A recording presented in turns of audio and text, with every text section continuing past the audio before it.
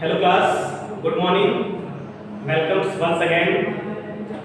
Friends, आज हम electrical second sem का most important subject transmission and distribution of electrical power.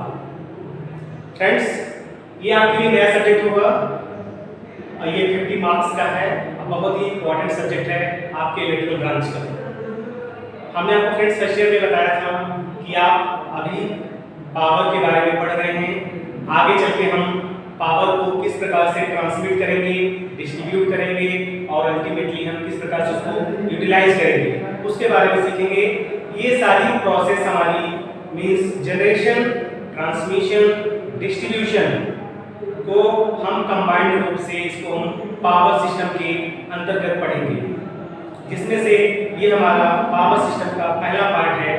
Means fourth set का ये important subject जो कि पावर सिस्टम का पहला पार्ट होगा, transmission and distribution of electrical power. इसका हम सेकेंड पार्ट थर्ड ईयर में पढ़ेंगे। ठीक है फ्रेंड्स, तो पावर सिस्टम का आपका जो मेन सब्जेक्ट ये है आपके इलेक्ट्रिकल कोर्स का transmission and distribution of electrical power. इसको हम टीडी के नाम से देखते हैं, TD, transmission and distribution.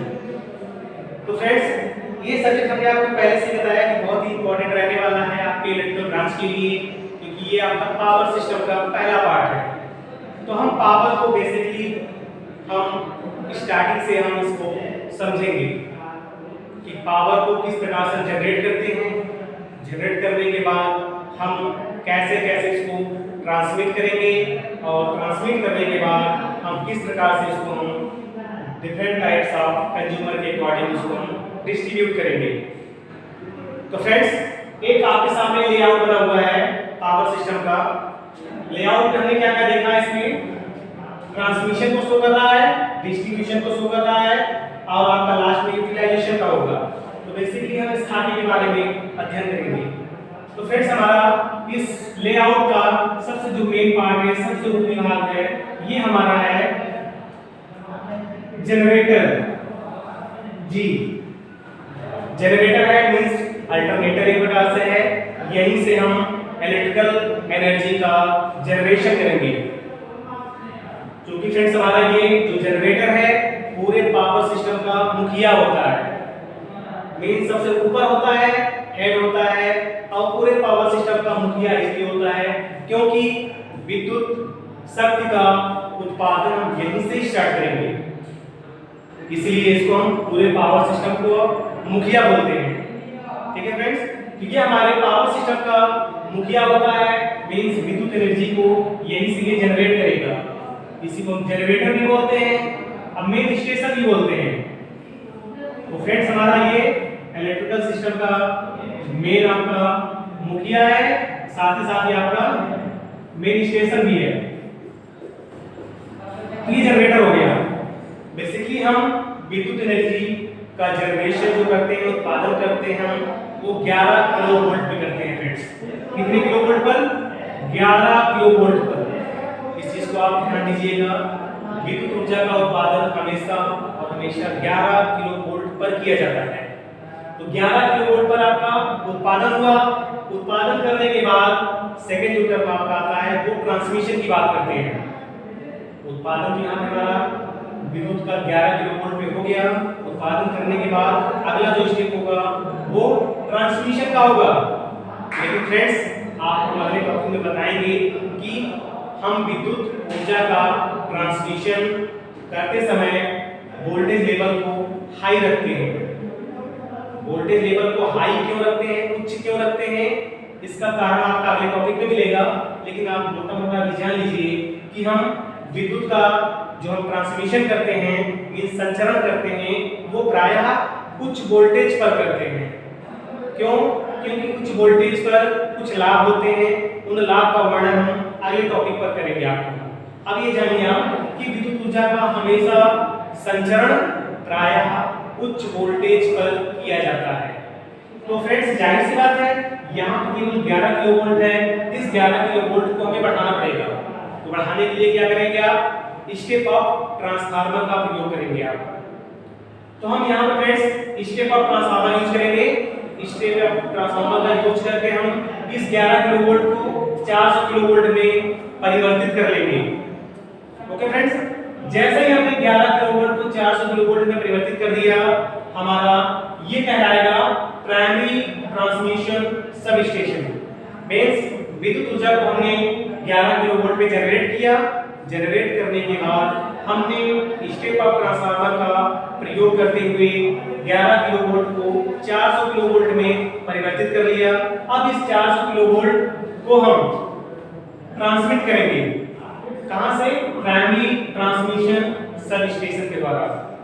Okay friends, जैसे फ्रेंड्स हमने आपको बताया कि उच्च वोल्टेज पर विद्युत ऊर्जा को ट्रांसफर करने के कुछ फायदे होते हैं, इसीलिए हम इस वोल्टेज लेवल को फर्दर और स्टेप अप करते हैं।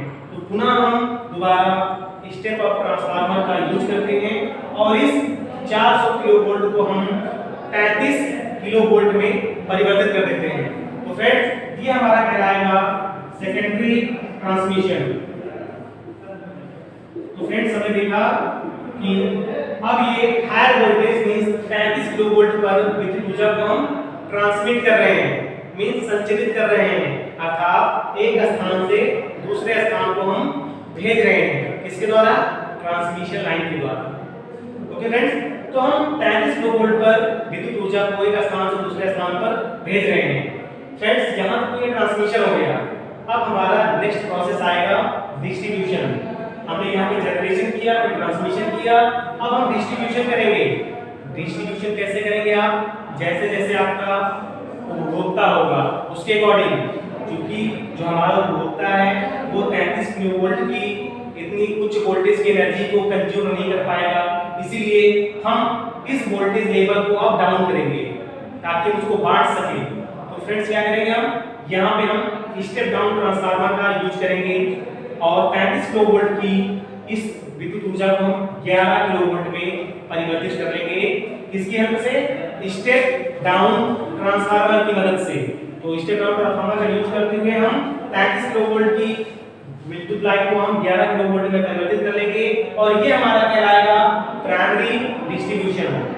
ओके फ्रेंड्स, क्योंकि फ्रेंड्स हमारे आसपास देखिए कई तरह के उपभोक्ता भी होते हैं, कोई 3 फेज का है, कोई सिंगल फेज का है।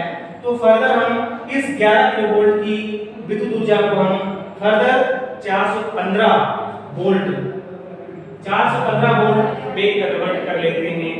फ्रेंड्स, ये 11 किलोवोल्ट है, आपका 415 वोल्ट 3 फेज वोल्ट है। ठीक है फ्रेंड्स, हम स्टेप डाउन ट्रांसफार्मर का प्रयोग करते हुए 11 किलोवोल्ट को हम 415 वोल्ट तक परिवर्तित कर लेंगे और अल्टीमेटली इस हम सेकेंडरी डिस्ट्रीब्यूशन सिस्टम के द्वारा विभिन्न प्रकार के उपभोक्ताओं में हम विद्युत ऊर्जा को डिस्ट्रीब्यूट करेंगे और ये हमारा कहलाएगा सेकेंडरी डिस्ट्रीब्यूशन।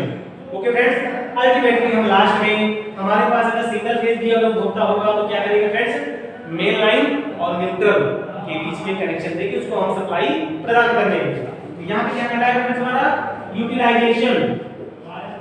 तो फ्रेंड्स, अल्टीमेटली हम ये देखते हैं कि किस प्रकार से हम विद्युत ऊर्जा को जनरेट करते हैं, फिर ट्रांसमिट करते हैं और डिस्ट्रीब्यूट करते हैं और अल्टीमेटली उस ऊर्जा को किस प्रकार से उपभोग करते हैं। ओके फ्रेंड्स, तो फ्रेंड्स हमने आज बेसिकली देखा कि पावर सिस्टम का जो बेसिकली लेआउट होता है, खाका होता है, उसमें 3 बेसिकली स्टेप होते हैं। जनरेशन होता है, ट्रांसमिशन होता है, डिस्ट्रीब्यूशन होता है। ठीक है फ्रेंड्स, इसको क्या बोलते हैं हम? Power system. तो ये पावर सिस्टम का आपका लेआउट है फ्रेंड्स। आज के लिए फ्रेंड्स इतना ही, बाकी शेष चीजों को हम अगली क्लास में डिस्कस करेंगे। Okay class, thank you.